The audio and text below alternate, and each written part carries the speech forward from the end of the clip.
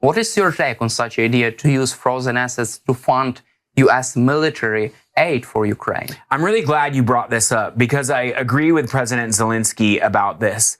Right after the invasion started in February 2022, European countries and the United States froze Russian central bank assets that were invested around the world, but mainly in Europe, a little bit in the United States. Reportedly, that's at least $300 billion in assets that are frozen, so Russia cannot access them, but they're actually owned by the Central Bank of Russia. Over the last couple of years, the United States and Europe have worked to change some laws to make it possible for them to confiscate these central bank assets. And even a couple months ago, the United States and European countries agreed to use those assets as collateral to give loans to Ukraine. So we've already opened the door to accessing those assets and utilizing those assets to support Ukraine.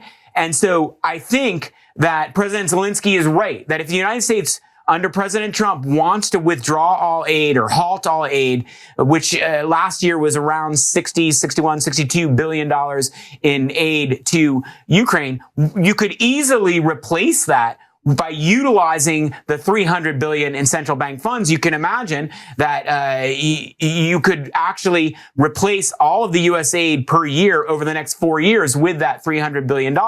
And what's also really nice about using that money is while in one way it helps Ukraine, it also, on the other side of the coin, harms Russia, because Russia then has to watch its own money decreasing in its bank accounts around the world where it's frozen, and Russia has to recognize it's never going to get that money back. So it's highly coercive to Russia as well, and we can use it as an incentive to force Putin to the negotiating table. And if he doesn't negotiate a fair deal, then you could just keep taking that money and he can watch it decline to zero. You just